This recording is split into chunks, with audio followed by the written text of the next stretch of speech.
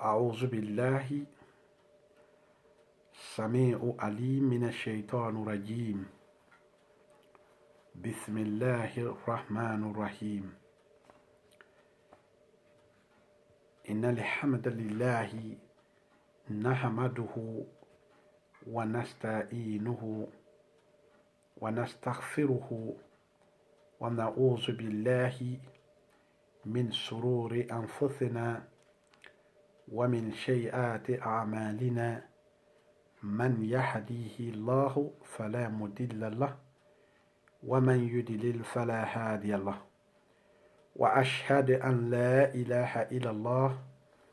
وحده لا شريك له وأشهد أن محمد عبده ورسوله. اللهم صل على محمد وعلى آل محمد كما صليت على إبراهيم وعلى آل إبراهيم. اللهم بارك على محمد وعلى آل محمد كما باركت على إبراهيم وعلى آل إبراهيم إنك حميد مجيد. مبادما ما الله تعالى دلّه ربي اسرح لي صدري ويسر لي أمري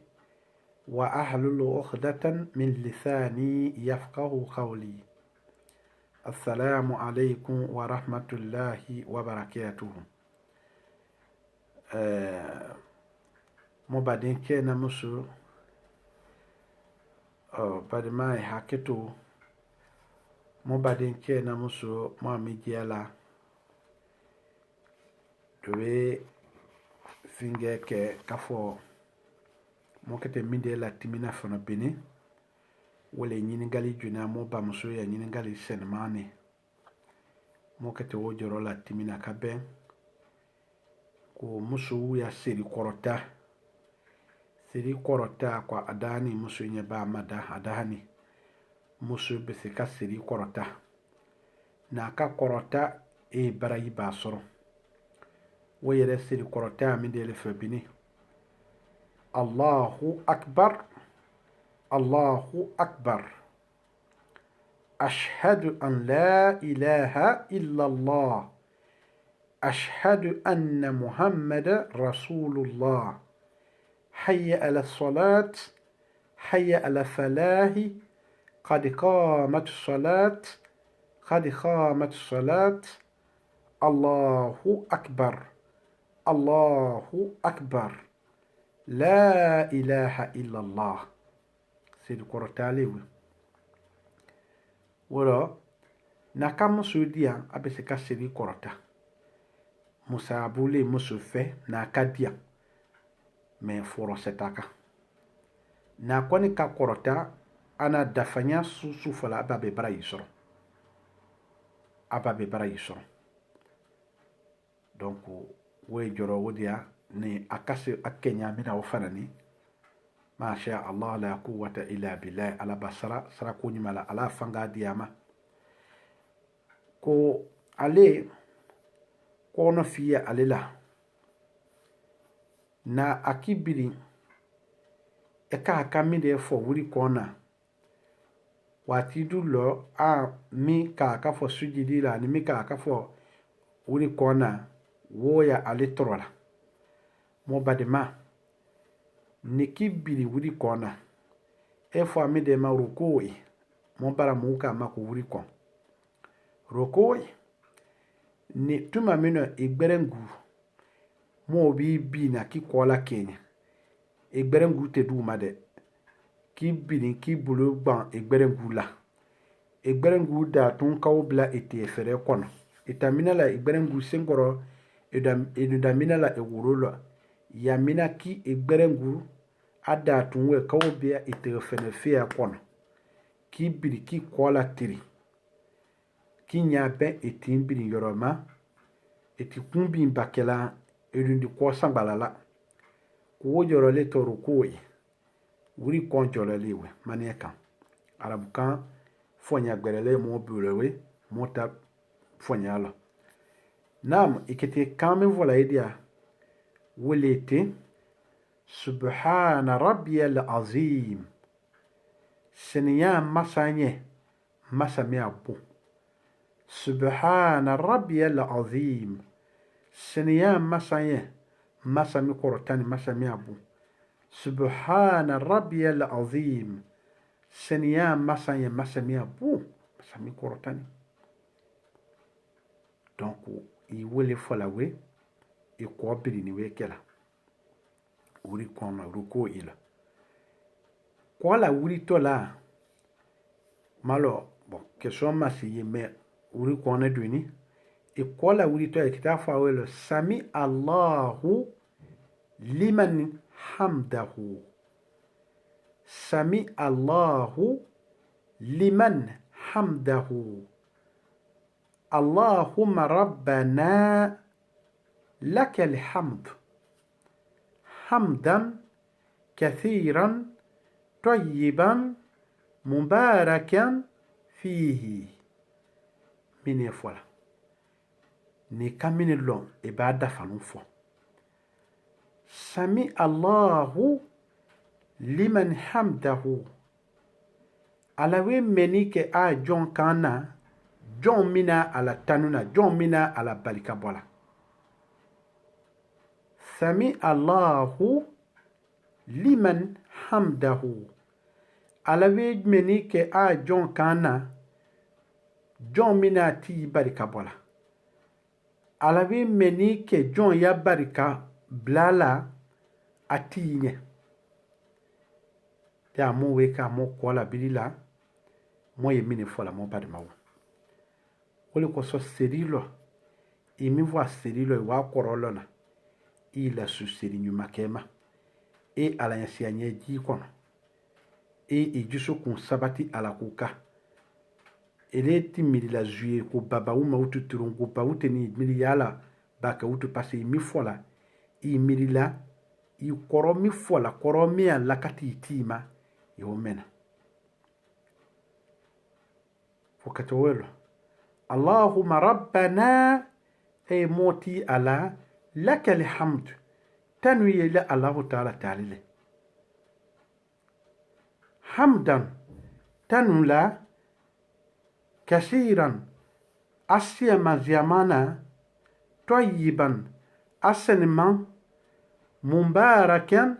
فيه بركة منه ما يمي فولا كم مدير لا مبارك ماو كاملو فو ما سيري له seri fan bela ka fono do wulele e bayi barima akuma seni ku ka woni defka woni sujidi le bonyona sujidi te wuri ko mi fola wuri ko no wote fola sujidi lo ay bonni nyona abe damina ye subhana lele mi ara bamute kine ni mu mi biri ni sujidi lo e buru fere fia ko le dula itin fere ni dula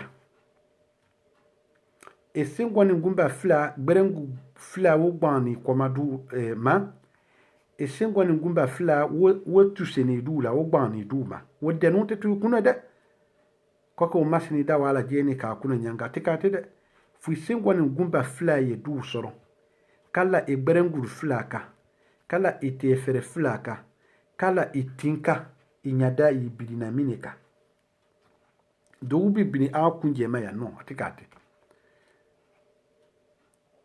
eketo afongawe Allahu akbar kaji sujidi lo ko ala bon ala kabon ala bunyeni ne etimbiri no du ma eko subhana rabbiyal a'la seniya masanye masami korotani kortal fimpetan subhana rabbiyal a'la seniya masaya mi korotani subhana rabbiyal a'la seniya indi alanye masami korotani do bedulaka wa bihamdi koromi dele ani tanu ani barka ala kunyimalon subhana rabbiyal a'la seniya masanye masndi alanye mi korotani wa bihamdihi ani tanu ani barika alanye barika ala talele fana mo mi fa sujidi kono mi sujidi kono ni ka sujidi la me bisi ka duuru gberelu keyi comme astaghfirullah alazim الذي لا إله إلا هو الحي القيوم وأتوب إليه إبسكوفو كلا يا سبحان ربي الأعلى بس ألاكو كلا واسجد واقترب كواي سجدي بين ne Allah Ta'ala nye ay masunyana joromia di ala nye mo seri le fan bele wole asujidi yorole tuma mino adamadin tinwe ka dula ki ya faible ya gia ki ya jonya jira kila adamadin ka fo foite nele ne ti ala tali ngoni nyele ndite fini ala nene anga molita mbandani wa ma kalakitu jinna wal insa ila liyabuduna ala manda foi kama kufone na batu milu sene ya kadi alama tuma mino jon musu jonje adamadin chema na musuma ani jina achena musu ay kuliniwe ka dula ifan wurun vila mi pe kuliniwe ka dula watimi etin nara ni dula iburu fere fila wonara ni dula etin kenya mata sujidi bina mote fere fia mi ani mi wuru fila wuchele lota tuma mino etin biliniwe ka wuchita duma kiburu fere fila kuli dula wonyangini de kaba ki gberengu fila kole dula kaba ki isengwani gumba fila wobani ki korota duma wote dena ikondo ikalo do yala nyongo ka samata tekate fo ufia be bon ekofeta kalatiri donc ele kete afadi utuwe subhana rabbiyal ala seniyan di Allah Ta'ala nyamasa mi korotani subhana rabbiyal a'la seniyan di nyamdi mi korotani wa bihamdihi anitanu barika bo ufana wendinya ne barika bo landinya ndanya kunyumala ne barika bo landinya ngela chele ne barika bo landinya ngela batu kejom berebere dule ne barika bo landinya ken akene ya nyumami varilo ibayina mumlu ye ka ji la sujidi worolo ka fo kwa ji ni a ko la wi la kan ate sujidi korolo amalo seri a wuri kon a fingewo a fam bela ka fo no seri fam miadi ala nya fam bele wole sujidi le ja jon masunyeni ala la kira kote ko ja jon masunyeni ala la tuma mino ya jon be ka sujidi lo aseni manwi biri alanye buru fere fia dula tinkoli ni dula berengu fila gbani dula singoni gumba fila gbani dula montila la mikade parce c'est que modèle la dulu yewuta mi be la du makomo o wuru nu yalla nya mangate kate de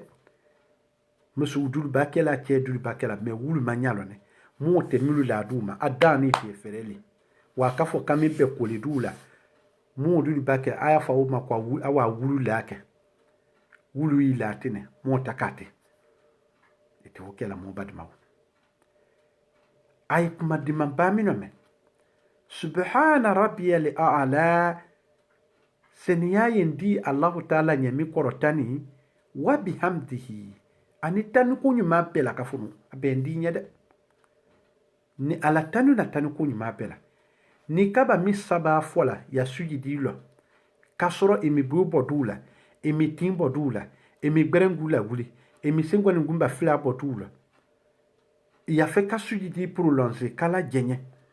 parce que c'est que boaka kamayima ko don alala ka kungo fo alanye katu joromi de dia serilo wele sujidi yorole ibe se duo ude tuna la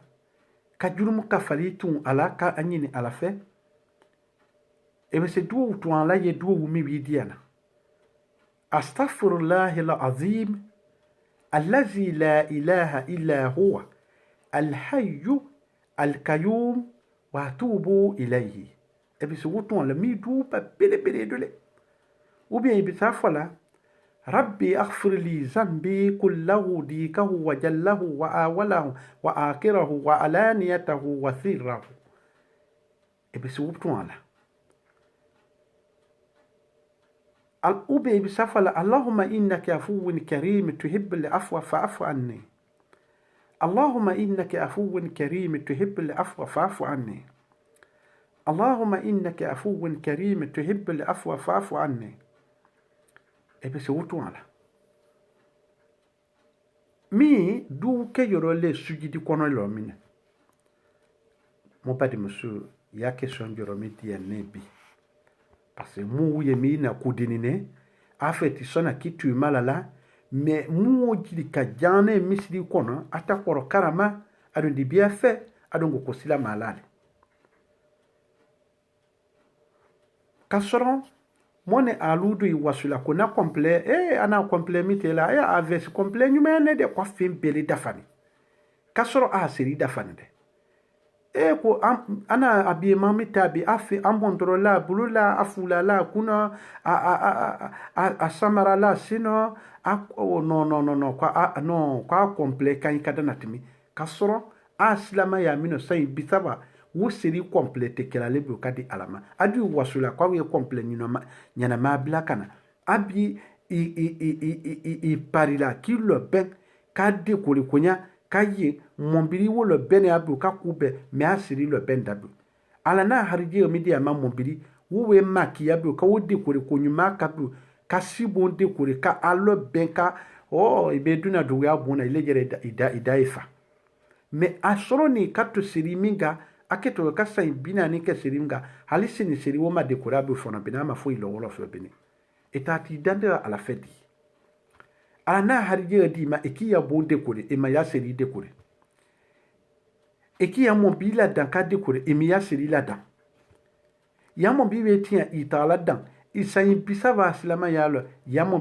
mobi ya silama ya finkimi bori la kata ala fe finkiremi ima sunyela alala wotinye no ibu ima walada fatima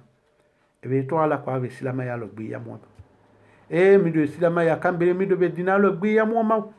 kambere mi do mo fa ufinga kambere mi do mo dinalo gbe ya mo ma afrique no ale boni ala fedi ale ka bindu ma ba ou bien ale na ba terminer wo akeni di we adu be dinalo gbe ya mo ma ka sorondo nene a lupe mo bi dagbere nyine la hali mo we fani san ero tana mo ta fongu mo na sana ero bilu lela wila we ami dema ko ero ka fo fin dagbere ni kana mo biri we san wa sawala ta fo ko na mi san wa wuruvla wa tani ko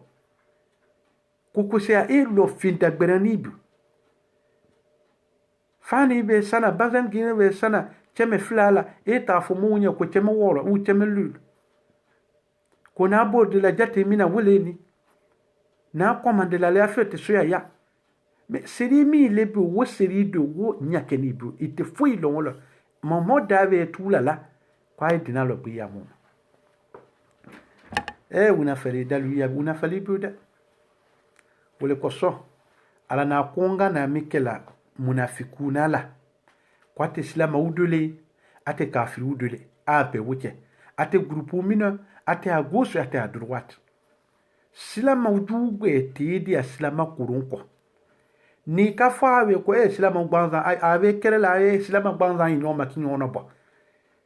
silama gbanza kerela abe silama utotinya mu be te silama yala kabe munafikule ma na ikafo nyongo ave kumadula sona wi ta silama ya mi wilo gbiya de fimi de ka kilo gbiya kasidina mino mwene aluye silama amulu tofani mwa saba amulu tofani wodo we alo na umainga ka musu ni adinto ka makan ki babelo ka buri kana kira ko madina ko anato dina nofe kuna musu na adim mason katu kabo kafiru ko kwalu be ka dinya asibon ana musu ademu ka beto ako makandu kuruka ka buri kana hijirala kana madina kwa anato kirafe kwa anato silama yake yorolo sallallahu alaihi wasallam saba una okela ne dinala wa bandina ne dinala wa bamusula ki bay musula ki bay dina bon wodo keni kiranya na kira ni mu mulute si le sallallahu alaihi wasallam asiya mandeyi ana bana diuni am musule lo dina karanguma aya dina sabati koma aya kalma la sabati kolo kana madina ka diunte makan am musutu makan kaya nafrutu idia kana hijira se wati dulo ka kafiru makan kafiru ka siriya gberenta kala sila mauka ko mu mi be ka bautu ko mi mo waye mo se amantala ana ya nafru tala mu mi be ke tautu mo boto makantu mo be siriyasi ni kafuta te kira ko madina etate muhammadu ko madina idin ya wori te tala iburu kurungbe pasina woli suya mo jamana kono yani ya woli te tala foisi inifani ki kusiki samara ki eniwe tate imenen gbele tate utu te ta foile mo we siriyasi mi ko so ata fe mo buri kata madina silama yake yorola kirani saba una saitani sawa ka ogbiya gbelona makan ko tinya sola silama ya tinya sorona nya susuma fa sinu ko makan madina Allah taala ka dina dalaka aka fangaso ke koro bawu musu koro nu wulu dinu karana mo bad musu aylo jabi ay dina kara nyalu te dina kala mo muso buin mina ni dawa ko lo kata dunya fambe dia woti te nakala ne mo muso te dina kala chewti akara kafo betia ye kafo dinami sebena ngole mo mina ni bi atete nakala abe mo ina bi mo wa saba ni wa woro duna dawa lo ni bi ate foile ate kafo kafile masamando kadu mo banzan karaba ko nyanyini ni lo ni fo bini mulu kalimata la udi ngbanza ne wajibi ko ni mo wana ni wa saba dépenser la fobeni on mo kete le bia la we ni sika le bia sarakalo e haki mali le ma ku kita bola e etate si agbeni mi adi ali elewe mali ke la wosarakali ni sike la le bia sarakali si agbenu ni manu ni vitinu kulewe ni sikimbo le bia sarakali elu bia la haki ye malile makutate abola lula amote haki so ko mulmaba ni mo musute kara ma arabu yina ma do yina na songbelu yina amsule dinu karana buna menu ta chewle yere fete dinalo febini ebe chedi musu fia kun ate sunalo ate fardalo sila masu mede kalite mine san kalutani fia ala bonye dekole la sa silama yati la nyima yala san kalutani fila ala mobili kuya mobili de fala dola me a si surate farina digbela sura kemeni sura taninani wallahi kata 2001 kafo kata 80 ma kana sifo 2019 mina a si sura ama sawa so kalaka sura kemeni sura taninani lo halisini ama se sura lulu ba wote ba ko duriye musu sawani musu nani yakun den ko kana abuye me asi sura magba sura lulu kaba sura kemeni sura tanina ni minani kura na kono ale ma sura lulu so alo fono bene mo badi mawo bandile ni de bane mine de kafon diem makote ala dinala wole mine de hakiri gbere yate mine mvama mbia kana na wote mine akana dinalo gbe yamu ma wote mine sura kemeni sura tanina ni dini nene alu belema sila ma kige na fefe kalmata adini mo belema afoto wolo elebe sai bisawa ne sai binane so elema sura lulula sura kemeni sura tan saba tanina ni wolo vautati danda alanya die etate sura tuterati mun kiloni nakilu etate wuri jabi adi kapuru kono barzak la kuno jamba mitate ka etati dandrati ele tati la do feniwe eni do keti nyombe barzak sura tutte yorola wudulu kura na mu mele durusini wulu kuna wulu banami de dia alama wulu fana mi de kela fana mi de kai banami de ka eni ba kura na lota mide ni niveau do ya ko juyaka ala kitabulata mide ni tan niveau do ya badegbe kala prophète wu lonata shaba wu lonata dina lonata edunga dunia mondial balunda la be e kapelo edunga dunia artisi belo edu widla ikon maka dunia jamana belo kabe kono ku karan géographie wala ni ikuna jangalo kabia susu we fa ku kalo mi te saba tofo yalo ni ma se saba lo ni ma ku te kulena ni dinamika ma wa ma kalaki tu jinna wal insa ila liya'budun ala mafingwelo nde ala kulew majinani adama dinta finfinga mama fukana ni ala patu nde woli nyini na fe nde hariyo nyini na fe wa ajamali ni midela wole ni ala ta'ala patu le de mubadi maw jana ay nanu jaraki kafo ko ma dinalo gbe yalama numa lo gbe yade numa lo gbe yade dalulu leye ala wake wole ko so ala ko inna ma amwalukum wa auladukum fitna ko aya nafuru ne ademulu ni we ko piège le anya ate mon bi kuyamani wati be kasaka de kure kabla eti si la si sura mine 98 la han woki ne bine emadola kaba ebe har ye mi reserve kabo ala fe ise wo kwanda la ebe nesu kuya mi fara wo chelo I wo kwanda mano na ebe motu kuya mi fara wo chelo I wo kwanda mano na ebe sambara kura mi fara wo chelo I wo kwanda mano na ebe kusi kura mi no te wo chelo nyisu kabla ibe ala neme mi mafari ebe duni da dumanja timinge kati soro ne kana sibila I wo kwanda mano na ebe sa ibisa waswe ebe sa ibinani swe made kote ko sa ibinani hali na te ka dana kafo sura ke sura kafo san kafo kalukin sura ke ngara sura kemeni sura ta aninane sura kemeni sura ta aninane abelewa halate dan kafo kalu sura ke ngara wala ni tamano kalu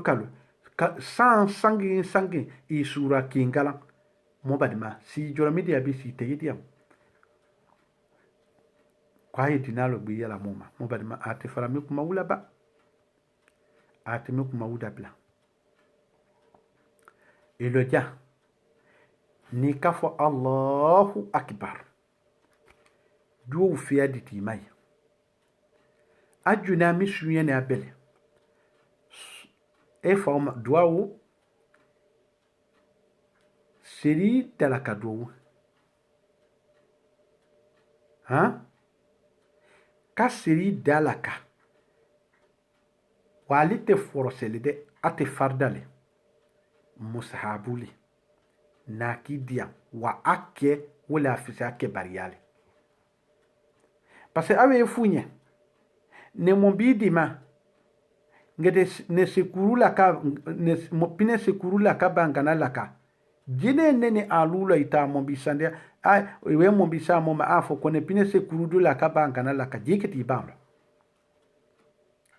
jine nene alula ay kete afola ewe mombisa na pilenke kadubu baba na otutino eketi bandi me awe ka alatali ayafo kwa we dinalo biya wallahi bal insana ala nafsihi basira alako udkhulu fi silmi kiafa udkhulu fi silmi kiafa aidu dinamino dunya senia betusuma aka sena bokora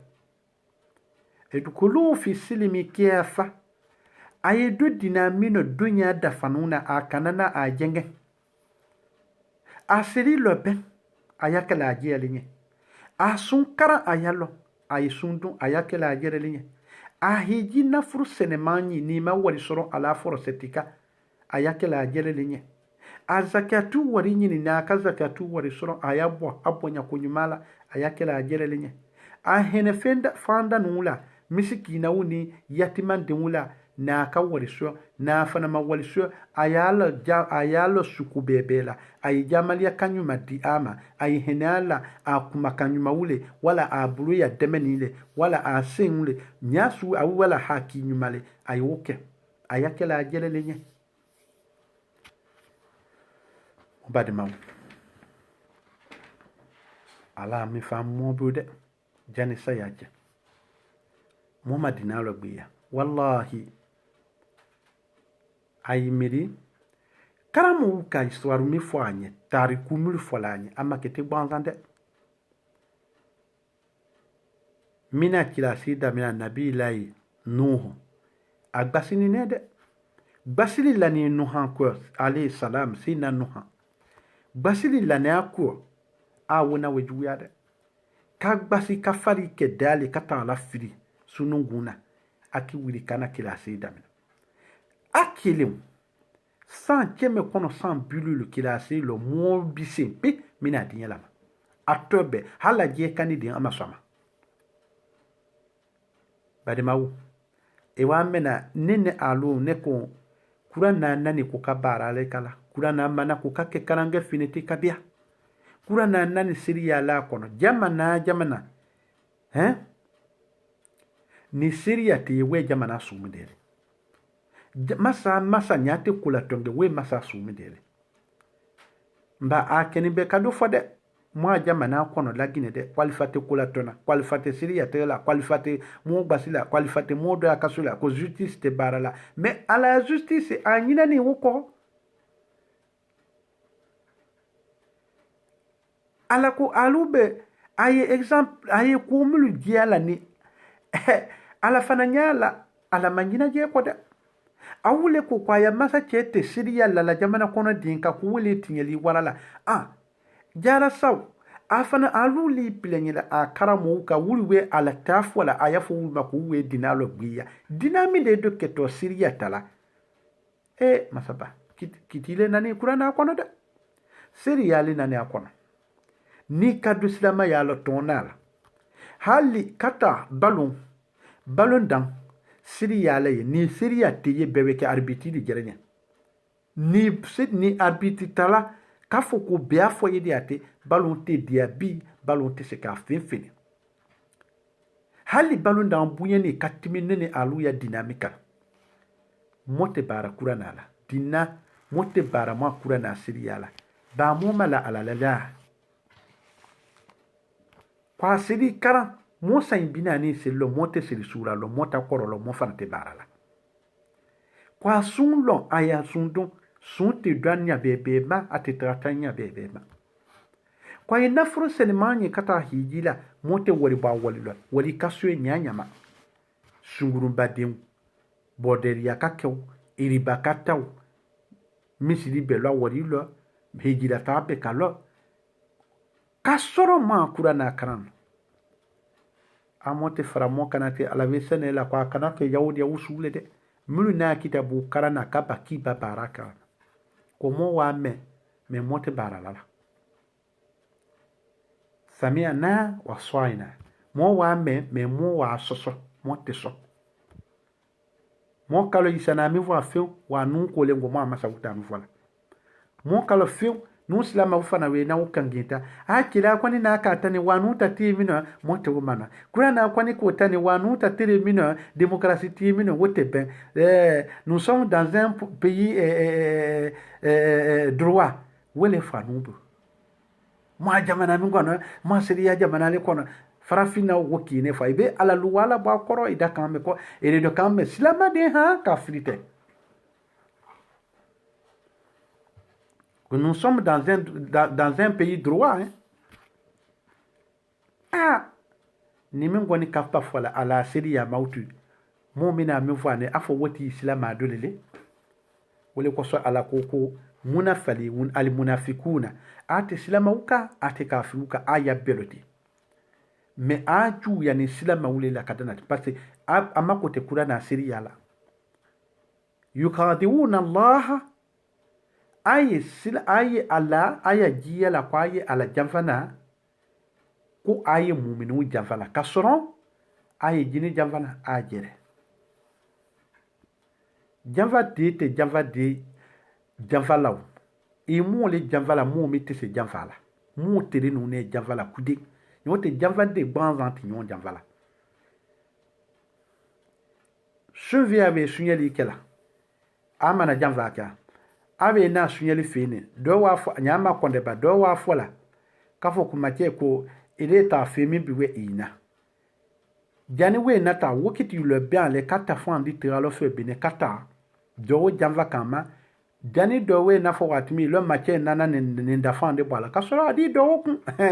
parce ay kalon dinata te kango sinyi mache ma di bala ka do mata janfa de gbanza wuti nyon janfa la wa ebe mu ina mu janfa la ina mu mi janfa wole te janfa kara wole te janfa de dina fahimu ya kunyima ala di muma akana fo kuma dina lo gbe yara mo badima ne ku kinvanya sina no hana din abana din no kumedela asoron din dima bodema de asoron din ako ala inafa kutinana mula kutinana mandu harakila ku na family ala ko yamote din mene wede imadu jenelu le mulu na dia ekumakama hali sobo mulu dia ni ekumakama wulu afisia idineta parce que kafiri le amason Allah Ta'ala kama ile alamini dana alamini ale dana amason Allah Ta'ala kumakama ile famina ni kirala sila amadia ile tama femulu dia ni emmanuel wulu afisia le ta ati ya family temi itana mule nunca mwati badiyala biala dinakonya mwati fingela bila dinakonya adinakona ni milia lokole wala hutu sabe na ngote manuma amonte dia alatama amonte dia ma gwe kinyona donc ku yafo e banon ko fa Allahu akbar do fiadi to ama ajuna mideli ni wakano ya ima wole sunya ni abele subhanaka allahumma wa bihamdika wa tabaraka ismuka wa ta'ala jadduka wa la ilaha ghayruka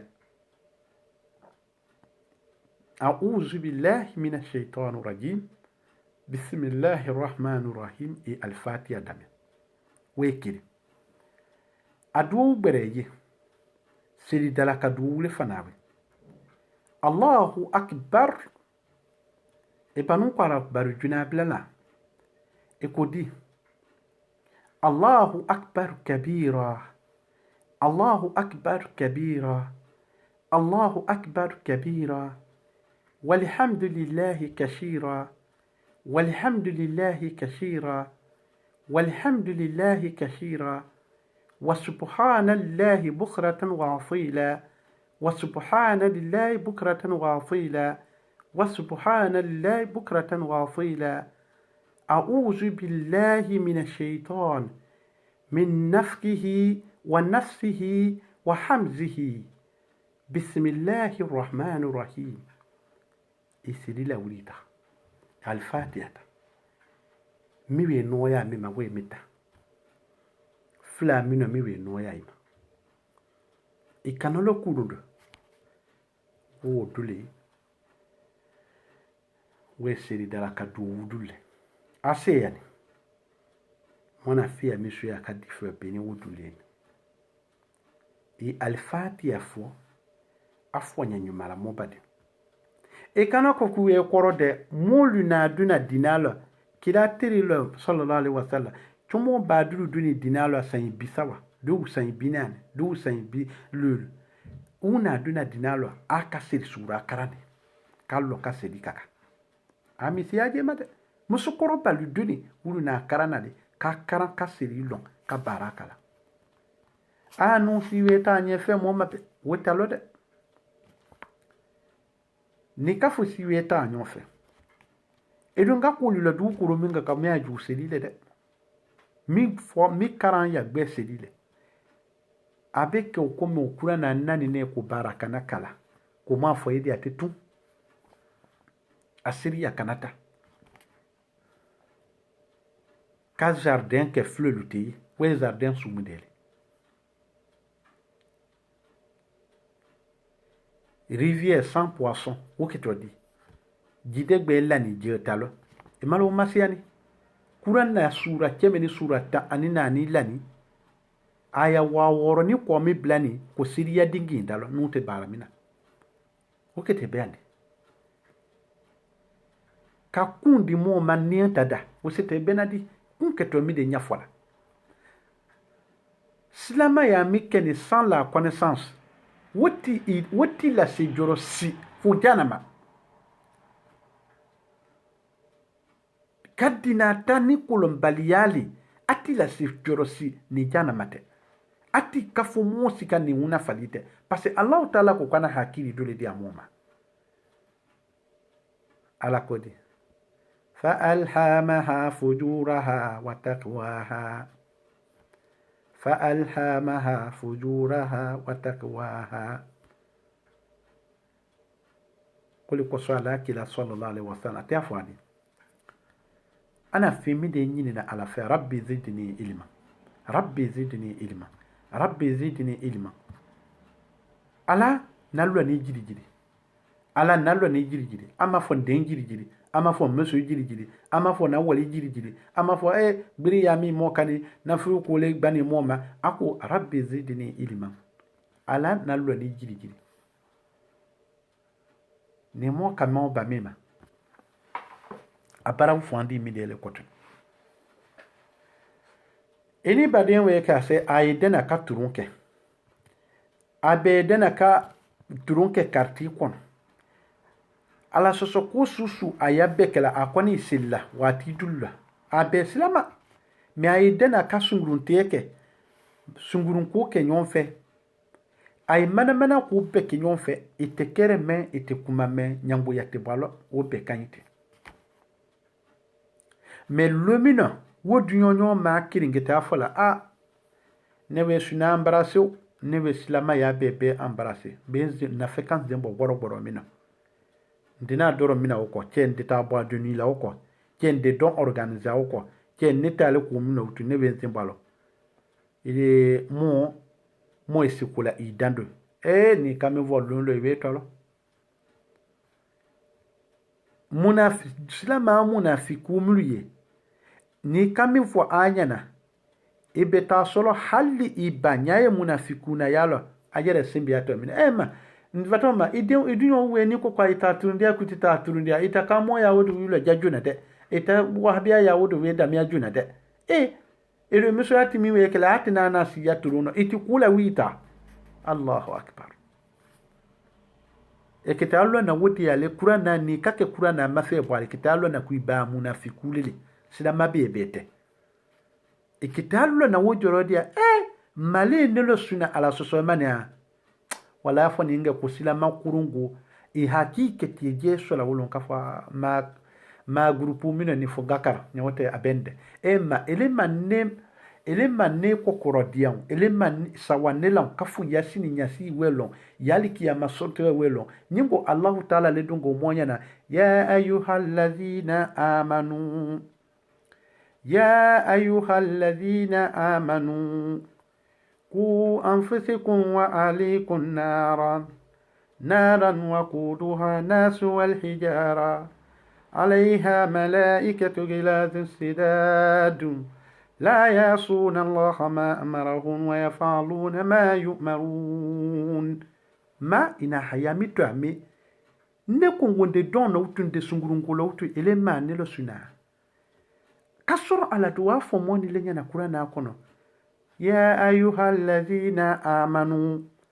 alumulu beni be kalimata la kwa be toni ala makwala ni jana makula la ni alijine kula kwa tikira jamva ate ala jamva ate kura na kamme ka ay balo ku anfusakum wa ahlikum naran kwa ya jire tanka ana ya dimaya ana ya mula son ka bojana madama naran aku tamini we akutuha nasu wal hijara tamina menendo jokaba kurungu ni adama demulu batuni du kuro ko kaya wali ju fumulu batuni adama demulu yakiba ala batukuma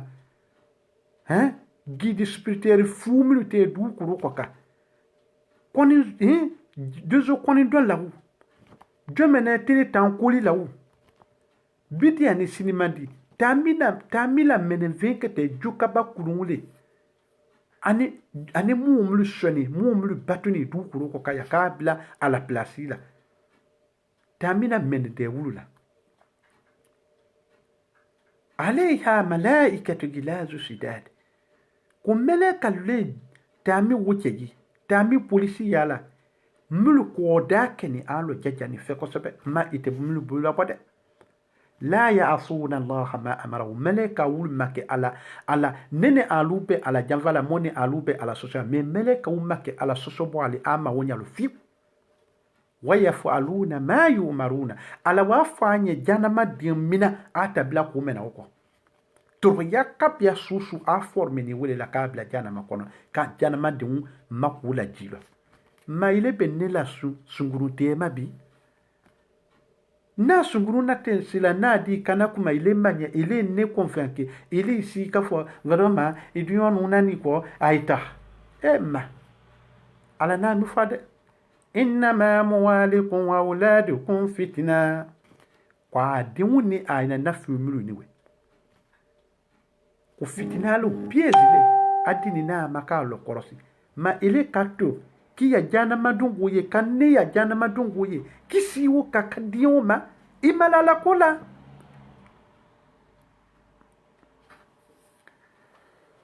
edu on beketa iketa ina we lo kartila ewe ke muma godane e ma bodina lo kata dina lo de ate kafu boni islama ya lo kata do chrétien ya lo de wo ya dila aya kuma dana wakitu ya silama kurun ya lo ki yesen ya kuye kila tasiyata kuye ya dinala sabati damina kume afoni nyamega ebe don interdit ebe sungurunte interdit ebe kambirinte interdit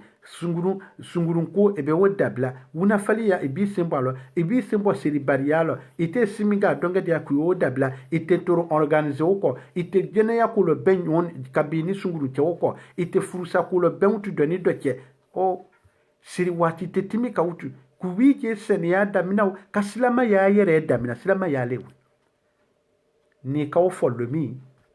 hali isron ba a fo bamulu tubeni de fo bamulu keni silama bebele de nyote wallahi ebe en kere miaju kere bele ebe kan miaju kan bele wa fu ya quartier kono e fadun e kenyo e dunyo ya sunguru koro yidunyo che koro idunyo koro ani i siyemwa koro amuna fikube una fali susu silama yalo mi wiye na uti hey weyero jalongo mini wiye na mini itila maka kide tifi akole minge akada alfani be bwaka nani hali muso wa be hijabu ta kurale ile ni modi te dona bile hijabu ta ivepa multi nyon ya ke la femme ai mi de fait et ça peut surtenir la dirimba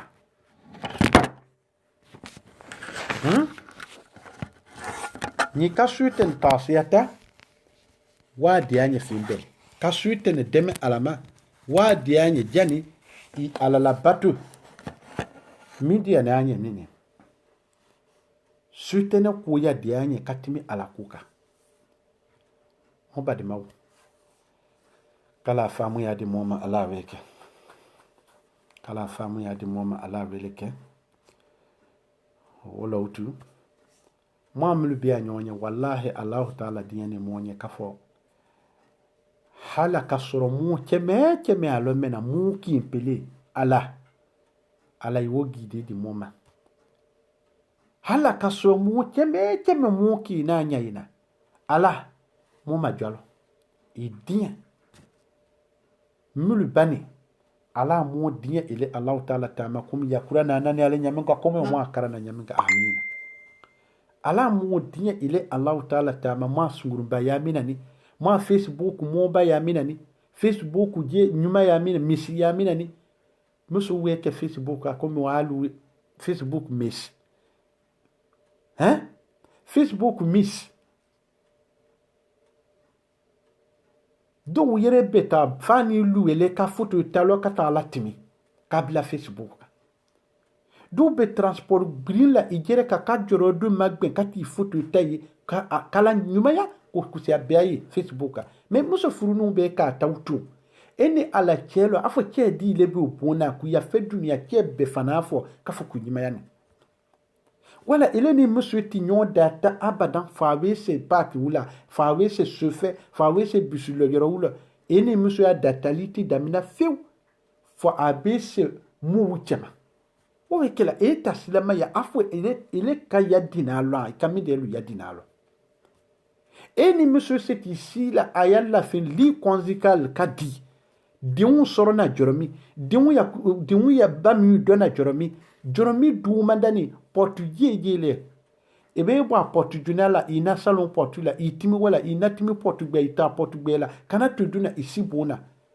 eta tisi la emuso le wote madi wala kila wole jama kila wole ka foto taye ala na bono media ma igere ke bono la bon Facebook kanu ko ju yama Facebook mu'minu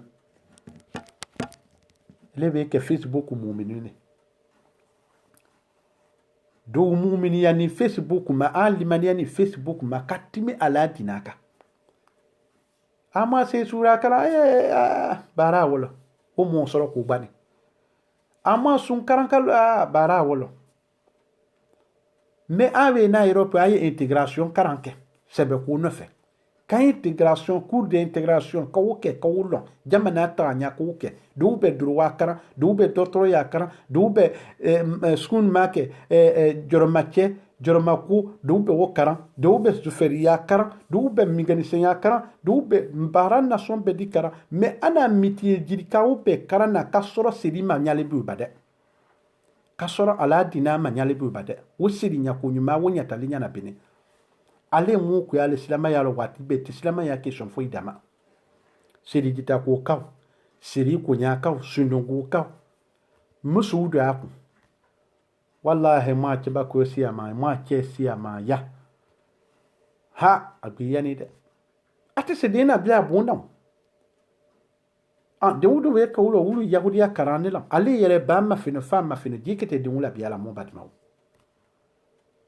mais Allah Ta'ala et misera no kan fa moyen di ala ali ilmi lillah la ilmi li ghayri wa ma ilmi indana rabbi zidna ilma sanukhriyuka fala tansa ala musallinina ya Allah ya hayy ya qayyum يا ذي الجلال والإكرام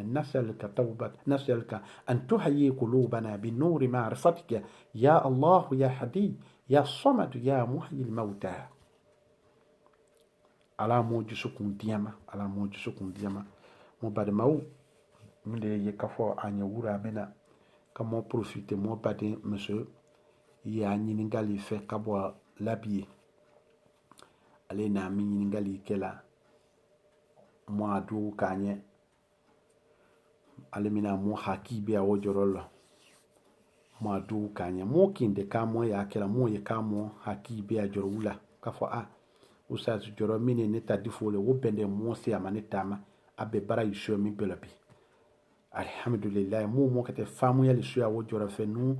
atite na benu da mako ya leni me ala nyini ngali we sama alhamdulillah mo kete wolo na ata pourcentage wolo bara yido kole ala bandi atala bebe ni tasala a video partage boawu ala men boawu abe video la mena akada la mengo kima mi ya gbe weleni elebe aya do me ka mo chela ele mawolo eni media kan ni ka ke Facebook master le eni media kan video ken wala si les son jora ken we to wala si la i wolon karandala si beti makala mo nyini ngagbeti ma wo versi ya konyala wo do wo konyala utu madama ya Facebook inyakoro to wala sila i wo do wo lon propre wo ekela itawe bo question itawe bo ku vinyalo men ni kake ala mena te komo komide weba mino mena wala timi afa e wala timi limina e ba mino mem ko kingala itikosi ya o mauko adu umido ya ema wolo e fana do nyini ngali be kala ite foike et si nous aider à te quoi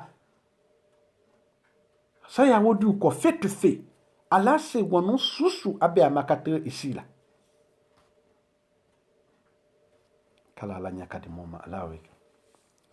rabbi a'udhu bika min hamazati sayatin wa a'udhu bika rabbi an yahduruni rabbi a'udhu bika min hamazati sayatin wa a'udhu bika rabbi an yahduruni rabbi a'udhu bika min hamazati sayatin wa a'udhu bika rabbi an yahduruni dimati uta yimine dingalo gbere mombo bese kadi masamamina kadi kun masamamina kadi fari koro jusimina kadi kami karanjima kadi makukwala kadi sene yamina kadi masusamina kadi maboromina de maborom fiule ni demulu siana zian kela ani demulu kalugbiri ani baye demulu tisi joroki demulu kuno gbiya ni kadana timi kako damala kako da jinabi wafe demulu mafalani wul masaman fi wula rabbi a'udhu bika min hamazati sayatin wa a'udhu bika rabbi an yahduruni rabbi a'udhu bika min hamazati sayatin wa a'udhu bika rabbi an yahduruni kato mulu fala kadum masama hali jere tubalo kundanti wu mu mafara faranu mulu betu kala wa nune alu mabwani tuto ala tola di kwala kiti jabi duna mu tuto siri bari yala di kwala kiti jando amola mu tuto dina karambali yala di kwala kiti jando amola wala bere mota hamina ngube we dawali nyini nguta fama an wole fana karamu e menibi faida di karamu wi kaminga walite ni kami chemejiri kake wali biribiri so ni kami chemejiri kake ibeta Ameriki ni kami chemejiri kake ibeta Europe yasebe ko visa tambombe biaka ni kami chemejiri kake no ebedi atuba bunye ni kami chemejiri ibe musu soro fu musu buri ko ni kaminga te ya jura ya ibedo ya butikila mu client pote sambe mamela ko benate sanikima wele dia ne mu ya amma kutte alkiyama ko kafo kaburu kono ko mide mu tanga kaburu fitinama amma kote wala mide montan balzak la kuna jamba ma ahma kote wala mide montan suratu te barawu ma ahma kote wala mide montan alkiyama lo fasan gbiriya ma ahma kote wala mide yere montan janama du ma ahma kote wala ku bebe da karamu fana we wole wutu aya karam bebe base faidaka ni kami wurudi sinya waki imizuela ni kami nga cheme sawa nta ni imizono ni kami nga ya butiki befa ni kami nga imiso utete ilo apata ni kami nga dembe weketa ni kami nga be wori sono ni kami duta kapota ni kami wurudi ta kasono enseigne mama bokira fe ate kurana kono hadisi manale wo ada du fu bamlu la nyonga ka konde tulu imagine kirama minke nabi Allah ni mo kwani be mo ya bidiabu amakarande ni kamu ye bidiabu kurazi me ala mo mitato ala to wurdi ani we wa mai ninga seri fadan siri kanyam ga feta se sura korolo foisi woketo mi de wurdi la mo badima ele mi ma seri fada le limite ni ma force etu manuna kake ata tile bia wa saba wurdi mi de la akitanya lui fami de la مساب الرحمن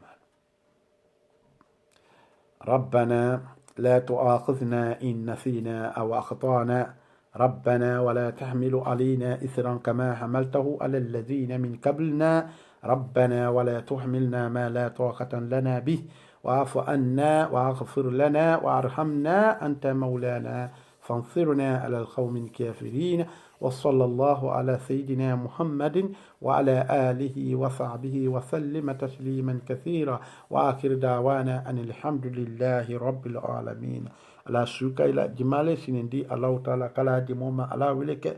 كلا دموما على ولك جمال سو صلاتك واتي بالي ونموم لك كصلاتك كل بي عدد تلا كفوا نومبرولين وتلا اللهم صل على محمد وعلى آل محمد وسلم كوسيا من باك صلاة والسلام عليك يا رسول الله كوسيا من باك اللهم صل على سيدنا محمد وعلى آله وصحبه وسلم كوسيا من باك اللهم صل على محمد وعلى آل محمد كما صليت على إبراهيم وعلى آل إبراهيم اللهم بارك على محمد وعلى آل محمد كما باركت على إبراهيم وعلى آل إبراهيم في العالمين إنك حميد مجيد كوسيا من باك بسمنا جمالون سوية صلاة كسولة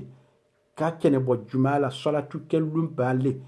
ka salatu siya manke ala kira ko ka salatu do saraka ba biribirelele e neme biribirelele ki ya kuju siya mangbe kapo e mandi alele muhibali ki dia muunye ki dia alanye ki dia kiranye ki dia silama bebe unye e juwi yina anya e maluya ima ebe ki bunye do mu farilo madama salatu ko ka tanki salatu ka la kira ko ka alay kudiamu unye alay diamu da unye alay sumadiamu nuna halini parfenti bula alay kudiamu unye halini daloka boya a mon ka kamuleke bani mo ki bamulema wekela para mo bu kala nyakati mo ma ala weke ole ala sukela kala sini jimati mo makaira lo ala weke asuno di mana tubalu nyuma ane awul di nyuma kala ke mobu ala weke ni minga ke kala mina ala hutala bu ala weke qadilla allahumma salli ala muhammad wa ala alihi wa sallam wa akhir da'wana anil hamdulillahi rabbil alamin.